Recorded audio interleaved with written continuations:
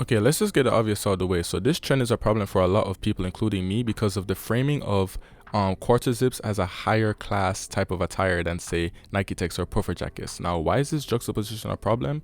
This is a problem because, guys, again, let's state the obvious. Calling puffer jackets and Nike Techs YN drip is just like harmful. We all know what YN stands for. Let's not act like we don't. Let's not act coy to the idea of what YN stands for. It doesn't just mean a black person. YN is specifically a term used to describe, say, black men who get into criminal or gang activities. And I can't act coy to it as well because there is truth behind this association to an extent. When you look on gang activities and gang culture in places like the UK and New York specifically, they wear Nike Techs and puffer jackets and masks and stuff like that. And these styles became prominent through mainly means of culturalization like rappers and memes, but it's still our culture nonetheless. I want to take this early moment to address the opinion of how when we speak up against how we think this trend is weird, there's people rebutting saying things like, why do you want to see black men in a box? Why can't black men get outside the box? What's your problem with black men presenting themselves in a classy, elegant way? Two questions, right? Why are quarter zips considered outside the box for black men? Fusion slip. Second question, why do quarter zips carry such an elegant air and just an overall level above black culture? Is class distinction. That's because quarter zips of all types of different staid colors like navy, brown, and beige, more so than cable knit sweaters and diamond cuts and v-neck sweaters, are the resident style of tech bros. They are associated mainly with the tech community and the corporate community, which is of course for the most part the white man's domain. And unfortunately, it's not really getting associated with Ivy League styles, which they can definitely be associated with Ivy League styles, but people, that wouldn't be funny, would it? That wouldn't be funny for TikTok, so let's not do that. Because lots of black men went to Ivy League colleges and dressed the same exact way. They dressed the same way. Look at Will's Bonnet 2024 fall menswear. She explored Ivy League style a lot, and she does a lot of things like this. Go look at that to feed your brain. Okay, we have the Ralph Lauren Oaks Bluff Spellman and Morehouse collaboration from 2025 July, this year July. You can look at that too. We'll get into that one though. And you can look even further back through history into post-slavery when black dandyism was just starting to evolve and men were wearing suits to gain the power and respect that the suits had in the Western society that they were in. Even though black men assimilated Western and I guess white or European styles many times during the past, I think this time is especially harsh because we are now just outright putting down our own identifiers. And again, I do think for better or for worse, African American styles are criminalized through microaggressions, to police profiling, to even just having dreads, to even your skin being the color of your skin. But what good does that make it if we vilify and demonize these qualities ourselves? And before you get to the comments saying that, oh, you're too woke, everybody is too woke, this doesn't need to be a think piece, maybe I am too woke, because I like to view fashion from a sociological and anthropological lens, and I make a lot of videos about high fashion, but it gets like this too, so I'm fine with being woke. At least I'm not asleep. Okay, so to give you a full actual definition of what I'm talking about in this video, recently on TikTok there has been a trend of black men wearing quarter zip, like zip ups or whatever, and proclaiming, whether or not in the video itself or on the text on the screen, we don't wear Nike Techs no more. We don't do that YN stuff no more. We're grown men now. We're on that different time and now. Like, we wear quarter zips and we sip matcha now, you feel me? Now I will say, I know that this started off as a joke. My head isn't that far out my butt to not think that this was a joke at first, especially the first guy who did it. You can tell that he was doing it as a joke with his friend. I won't call this irresponsible or anything because nobody could have expected these ramifications. Like, I know I certainly couldn't expect these ramifications, right? But as these things go along, you have to realize that, one, every joke has some truth in it, because that's like a key part of like jokes, as long as it deals with real people and real life. Like, it's funny because it's true.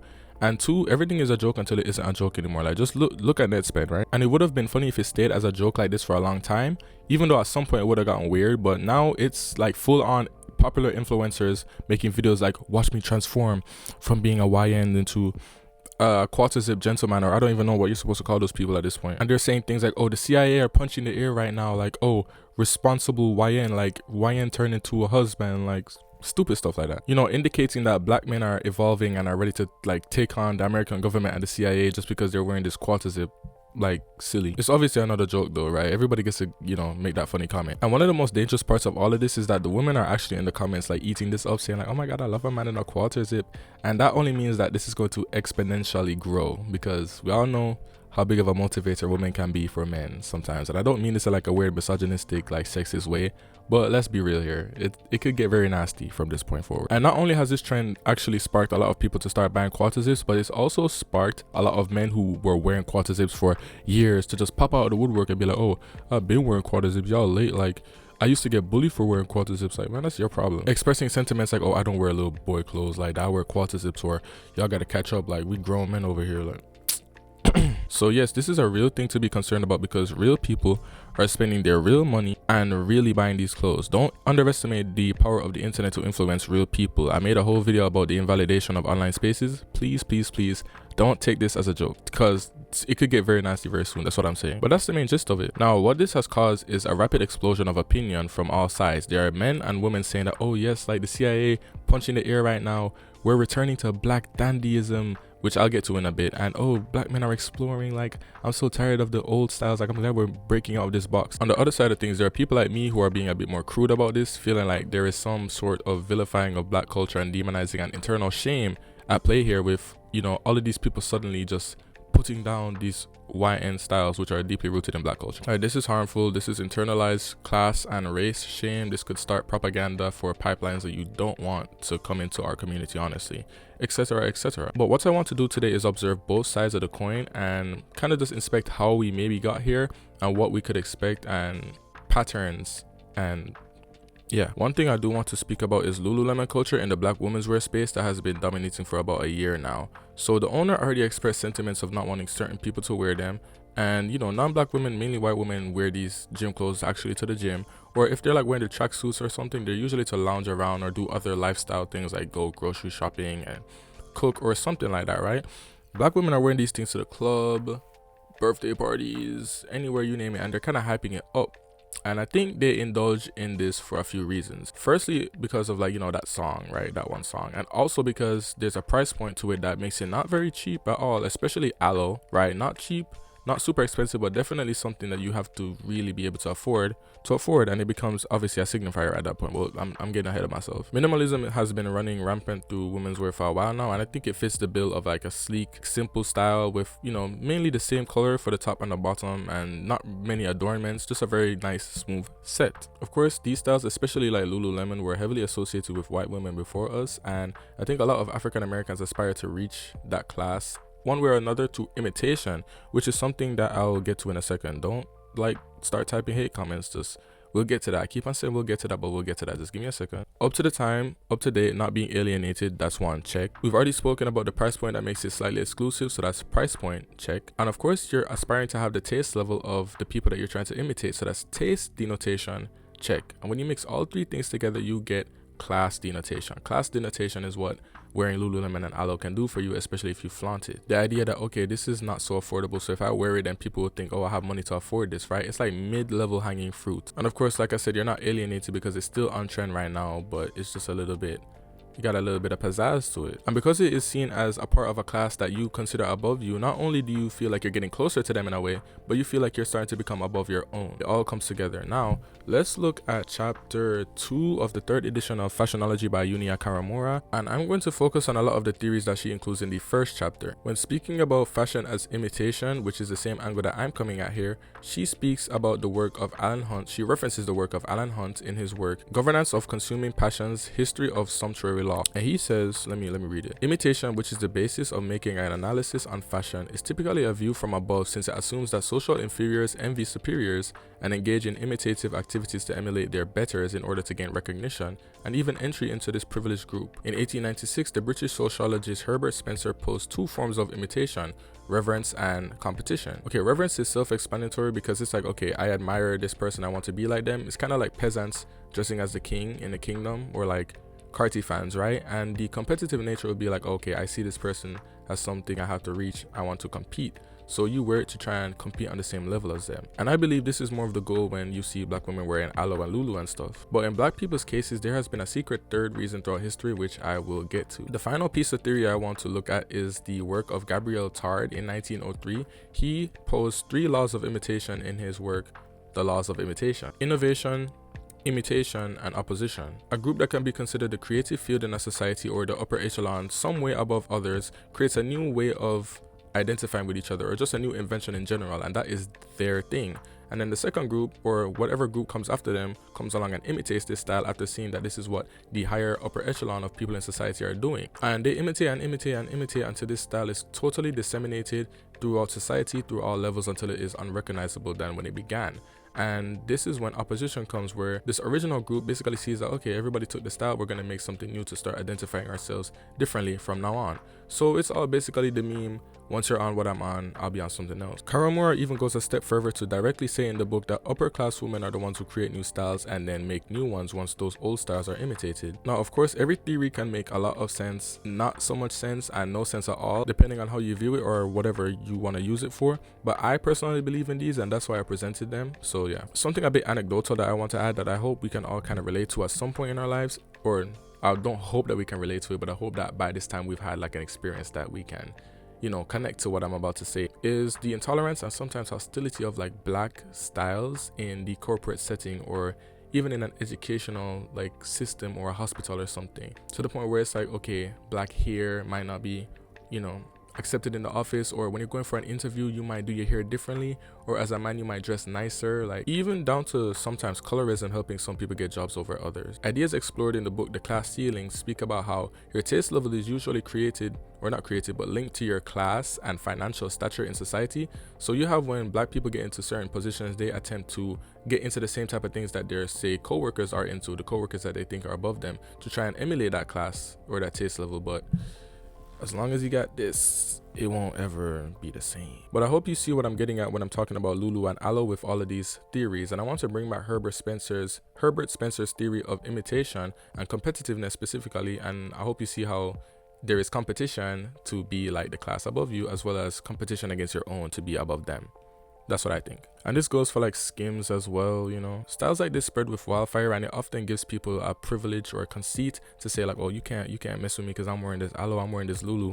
But the people that are really wearing the Aloe and really wearing the Lulu aren't speaking about how you can't F with them because you're wearing the Aloe and the Lulu. You know, it's kind of like, act like you've been here before, you know what I mean? Be mindful. I like to also add that nobody imitates somebody that they don't want to be, right? Nobody imitates something that they don't want the benefits from. So when you have somebody like Bad Baby, blackfishing, I was about to say catfishing, blackfishing, trying to get the cosmetic benefits of being a black woman and not the social and political reality of being a black woman, you know, rightfully so, y'all get her every time. So that's just an example to keep in mind. You never imitate somebody you don't want to be, unless you're like sadistic. All right, to be honest, I probably should have came from the angle of like, oh, luxury, quiet luxury, clean girl aesthetic to compare to the quarter zip stuff that's happening right now. But to be honest, I don't really know too much about that trend to speak very adeptly about it, because I just never really got into it and it never really got to me. But from what I know about old luxury and quiet luxury and the clean girl aesthetic, the old luxury and quiet luxury stuff was more like toned down styles in monochromatic colors, colors like beige, brown. Usually these styles have like a little touch to them, a little bit of a refinement that maybe the untrained eye can't see, like maybe in the cut or the fabric, the material used for sure, which gives it that if you know air that is very essential to the quiet luxury old money style. You pair this with a clean bag with barely any adornments and lifestyle choices that can be considered soft activities, like, you know, yeah, soft, and you get old luxury or quiet luxury. Now the idea is that those who actually have money are not spending it conspicuously. It's the opposite of conspicuous consumption. It's more like, we're gonna buy something that is worth it and not fussy, because we don't need to flaunt our money, because that's the air that we have. We don't need to prove anything to anybody. And of course this ends up with inverted status symbols of people trying to aspire to a class that they're not, by basically doing less, because less is like all the way more. You know, like, oh, this coat might look plain, but this is actually like the row and it's like 8 bands or something. The clean girl aesthetic, I'm not gonna lie, it just contained a whole bunch of isms at some point as more people added to the flow chart.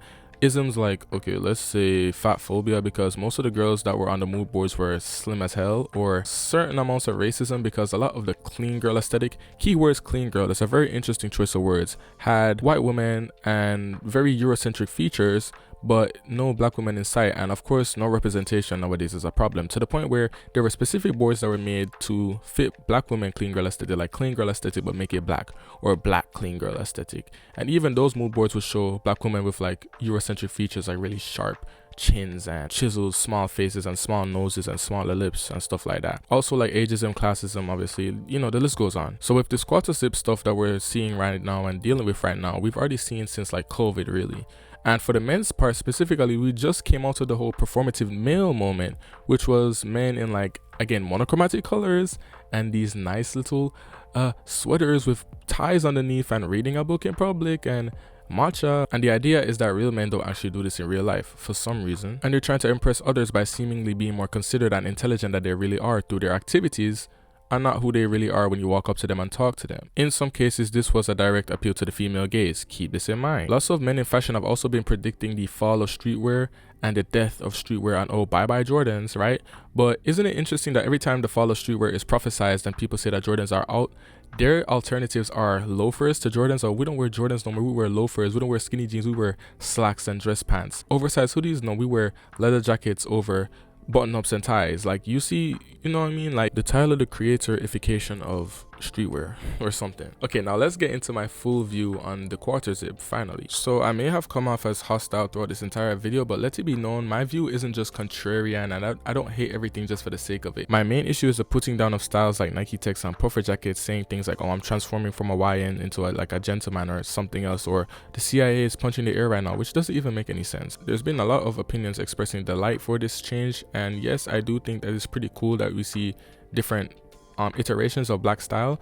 But when somebody expresses their genuine concern for the way how they're going about it, in the comments on the TikToks, it's always like, oh, why are you keeping black men in a box? Why do you not want to see black men liberate yourselves? Y'all don't like anything that's different. And again, this verbiage is very telling. I will again always agree with the fact that yes, Nike Techs and puffer jackets didn't come from nowhere in terms of being associated with YNs like skinny jeans and Jordans and ski masks and all of that. Yes, people who wear these things do get involved in that activity. I will never ever doubt that, but it is still our culture as a whole, and it's still deeply rooted in our culture, and nobody else is going to claim it. It's like it's ours. Like, it's definitely not anybody else's. The simultaneous devaluing of these styles with the raising up of another shows me, or it gives me the vibe of internalized shame of identity. But one interesting perspective I see with a lot of this is the idea that this might be the return of black dandyism, which I'll be getting into now. Firstly, dandyism isn't just about the clothes, and it isn't even mostly about the clothes. I'd say it's more about the attitude itself. So a quarter zip might look the part physically, but the attitude is from you. You have to give it the attitude, so it's all dependent on you, not the clothes. If you look throughout history and talking about black dandyism, we can look on the somewhat black dandy panel that Complex held for the build up for the Superfine Met Gala last year, and it had Dapper Dan and two other people, I don't remember their names. There's this fact that back in 18th century England, slave owners would put their slaves in suits so that they could appear as luxury slaves, especially when they were being sold. And this one fact can tell us a lot. One, let's not forget that we're living on Western land. And when I say Western, for the sake of this conversation, I mean American and European, not African. I think Africa is a totally different thing altogether. Two, black people were always put in suits to gain and receive the power that suits could give them, because suits always meant the same thing in America. It was the hallmark of a respectable man. Maybe not a hallmark, but just like a sign, right? A slave in a suit must have meant a lot back then. Now, fast forward to post-slavery, we hear Dapper Dan talking about why black men started to wear suits post-slavery, because when they're integrating themselves into society, no longer as slaves but as free men, they needed to gain the same respect that the suit would give them. It gave them a new level of respectability and legitimacy that they just weren't able to get before. This was also a subversive thing to do because it took the power out of the suit. If you think back to, it was Tard who proposed his 3 laws of imitation, and he said in the second law that when the groups of people below the groups that created the style start to assimilate the style and it is disseminated through those levels, the power gets taken away. This specific move is classic throughout fashion. We see like Coco Chanel is no stranger to it, Jean-Paul Gaultier definitely not a stranger to it, and the list goes on. But what I mentioned previously about there being a secret third option is something that I just spoke about, and it's the idea that okay, black people didn't really assimilate suits for power, not power, for competition or for admiration, but the secret third thing was necessity. Black people had to wear these suits so that they could actually be integrated into society, so that they could have the same opportunities, or at least some opportunities, as the white man, because of course the suit has a lot of power. Not saying they were powerless, but in the situation of trying to have a business and owning things, you had to, I guess, look the best part. You look at Martin Luther King and his whole idea of reintegration or ending segregation. He wasn't doing it just because he loved white folks. He did it because he was trying to level the playing field, because at the time, black people could still have the whole rug pulled from underneath them and have everything, just get taken. And, segregated society wasn't very ideal for us. So he literally wanted to integrate so that we could have a chance. And I believe this is, again, true today, because when black women go to interviews, they try and style their hair in more acceptable ways. And men don't, pull up to interviews looking sloppy. They pull up to interviews looking good. Like, I personally wouldn't expect to get a job at the Charles Schwab building in Midtown Atlanta pulling up in a Nike Tech, right? So there's ideas of, oh, dress nice, dress presentable, right? When you see your friend in a suit, it's always like, what's the occasion, or who you feeling like, or something like that. So it is there, the effects are there, and they're very real, and they have been created by Western civilization. But black people have definitely made their marks throughout history on these styles due to their own assimilation. enter Ivy League schools, HBCUs, and the Ralph Lauren, Spellman, and Morehouse Oak Bluffs collection that dropped July this year. I wrote something down for this and it was very specific, so I'm gonna read off my computer. I'm just letting you know. Ralph Lauren set out to capture a crucial element of Black history and Black style through celebrating the community of Oak Bluffs in Martha's Vineyard in Massachusetts, a historical safe haven for Black people in America, rendering Ivy League styles like quarter zips, crew necks, sweaters, suits, polos, and other collegiate wear presented through photo shoots on Black models. They specifically collaborated with Morehouse and Spellman as they already had a collaboration line ongoing since 2022, and these two are amongst the most prestigious HBCUs in America, and Atlanta itself is a huge hub for Black culture with people like MLK Jr. and Spike Lee being Morehouse alumni, just to give a little tidbit on that. Ralph Lauren said, "This collection expresses the spirited history, deep sense of community, and legacy of timeless dressing at historically Black colleges and universities. It's so much more than a portrayal of a collegiate design sensibility. It's about sharing a more complete and authentic portrait of American style and of the American dream, ensuring stories of Black life and experiences are embedded in the inspiration and aspiration of our brand." And guys, this collaboration was so beautiful. It was amazing. And this is how you elevate Black style without putting down an other one. This is how you do it with being respectful. You just do your own thing. You don't say like, oh yeah, we're nothing like you guys, we were like, no, they just did it, and they didn't say a word about other Black styles I've been in the past. They didn't. They just did their own thing. So without a doubt, Black culture has definitely seeped into these styles that were created by Americans and Europeans, meaning that this is a part of history that we can claim too. These pieces of clothing, we have history in these pieces of clothing as well, because that's how it works. You touch a piece of clothing, if enough people touch it, it leaves behind some type of cultural residue, so you can always reclaim that as yours, and we can reclaim these styles. And going back to Black dandyism, it has a lot to do with attitude, like previously stated. So when we look on a book called Slaves to Fashion by Monica Miller, she states that a Black dandy treats getting dressed as a discipline. They are known for wearing bold expressions of tailored fashion and refined style. That's why in the complex video I previously mentioned, Dapper Dan states that even a man in a tracksuit or a sweatsuit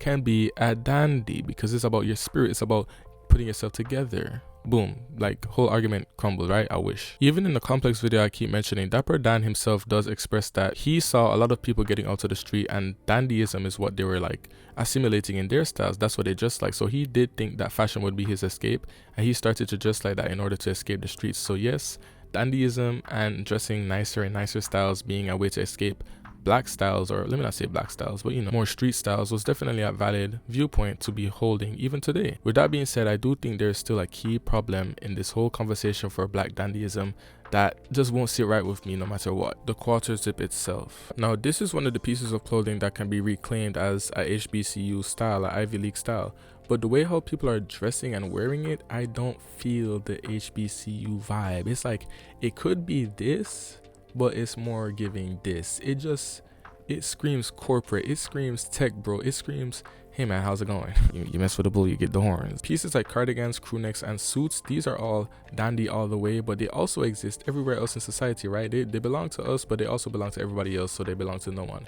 But the quarter zip has taken on a whole new life of its own. I actually think the only piece of clothing that could have been better for the memes that people are picking right now is the tech bro vest itself, and that's because it's not even like a HBCU style, like the specific tech bro vest, but it doesn't get much more detached than this. Like when you think of the meme like, oh, guys get a corporate job and just switch up, this is one of the pieces of clothing I imagine that you would imagine. You pair this with memes like, oh, bro got a lock in for Q4, and all of the other memes that people are saying about, oh, CIA punching the air, and you just get, it's like everybody knows exactly what they really mean, and it's not no damn HBCU swag. And I just think it's really a shame, because why is the style that is being directly juxtaposed to YNs the style that has to fit the most into the capitalist, yes, the word capitalism made its way into this video, perspective of America, which is mainly the white man's domain, dominated by white people. I'm not saying white man's domain because Black people are also there too, but you know what I mean, like it's mainly. And for me, I don't think that connection is too far to see or reach, so I don't think I'm reaching, I don't think I'm begging it at all right now. Now, if it was something like, oh, we don't wear Nike techs no more, we wear suits now, we got fedoras, like, come get back on that dandy vibe, come get on our dandy level, I would say, okay, kind of cool, because, it's still like putting down the other style, but there's still a lot more sense being made here because it's Black dandyism, and I guess suits would be like the direct evolution of the YN, not the tech bro thing, if you talk about Black style evolving. And also, Black dandies have a reputation for being eccentric, and I think the quarter zip, I'm just going in on the quarter zip right now, but I think the quarter zip is the opposite of eccentric. It is absolutely sauceless when it comes to how tech bros wear it. Like, it's the most sauceless thing ever. And like I said, although the quarter zip has become very corporate and likened to those types of people, I think it would have been nice to see it more likened to the HBCU style. But I only see that happening in hopeful comment sections where they're like, oh my god, is this the revival of black dandyism? Like, first of all, that really should have happened last year. But and again, I don't think anybody is being too woke calling this out, because we see how minimalism has been running rampant through women's wear since this decade, and we see how it kind of made its way over to the soft boy, like the soft man performative male, and now it's going for a race. Like, it's like the Grim Reaper that keeps on going and knocking on people's doors is here now. Please don't call people too woke when there is an obvious pattern to be recognized. And dare I say, the quarter zip is actually just another step in the deculturalization of all fashion, because it's just taking all this the culture out for these very boring, plain, like stage styles, conservative styles overshadowing more expressive styles over the past few years. This thing is awful, and it's a joke until it's not. I don't think it's even a joke now, and it's very recent. I don't believe too heavily in coincidences either. Now, I will say that menswear has recently been moving away from the Y2K baggy Balenciaga-esque styles and moving more into the form-fitting structural styles like Lululemon, for example. I made a video speaking about baggy fatigue and why young men who got into fashion during the Demna presidency are now moving away from that style because they grew up, and Lululemon is a great solution because his styles are more form-fitting, give you more structure, they seem more mature, and they also just make you feel sexy because they're fit close to your skin. I personally thought that the next logical step in this evolution would always be Yohji Yamamoto, and I still believe that, but for now we're stuck with this moment of, I ain't gonna lie, it just happened, let me not say that, but we're in this moment like very currently, and it could get worse. Like, it could, like, if it gets really bad, it could have strong effects on menswear for the rest of the decade, and I promise you I'm not taking this lightly. I don't care how much you think I'm overreacting. We're gonna watch it and see how it plays out, but I'm concerned personally. Like, I wouldn't be so concerned if the performative male style didn't just happen a while ago, you know. Another thing I want to add is why when women get into more conservative staid styles, it's taken very seriously, but when men get into more conservative and chill styles that are indicative of a softer life, it's seen as like performative, or like it has to be gone about as a joke. Is it because men aren't seen as people who are naturally capable of that, and the only reason why they would do that is to impress a woman? It's pretty interesting to me, because I don't know, I read in public. I had my Olivier Taskin's book at Cafe Intermezzo in Midtown the other day. That was amazing. Yeah, who knows, but I personally don't think black men or men in general need to be moving in this direction at all right now, especially not in a joking manner, because I do believe that all of this negative talk about YNs and black styles, like, it can definitely Trojan some horrible thoughts into the subconsciousnesses of people who are actively seeing these styles and are actively buying quarter zips because of the influence right now, leading to internalized shame and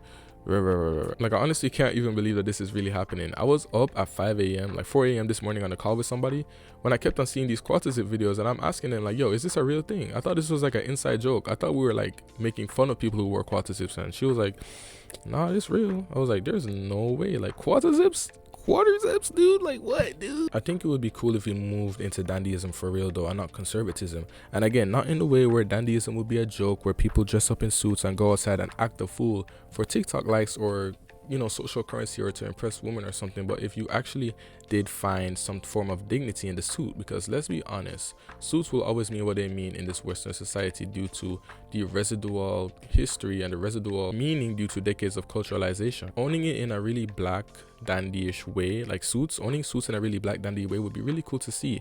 And even if it became a trend, I'd still be happy, because trends always leave some people with an actual style that they'll wear for the rest of their life. Trends just get people into things. So if it is on trend for the right reasons, I'd like that. But I want everybody to be more skeptical and critical, because we're not getting up and just hating on quarter zips for no reason. There's obvious concern here. Don't just bash somebody who's going against, you know, the popular thing, thinking that they want to be contrarian. Why would we get up and hate on quarter zips for no reason? They're just quarter zips. They're not, I don't know, devil spawn, you know what I mean? They're not like the brand from Berserk or something. Just make sure you know, hear each other out, and don't fall down bad pipelines. Don't stray down bad ways, because it can definitely turn into internal conflict and competitiveness very quickly if you listen to the right type of propaganda. So yeah, be careful and you stay frosty. I don't know. I hope you enjoyed this very impromptu rant. I hope it wasn't too scatterbrained. It's kind of hard to do face cam videos for me.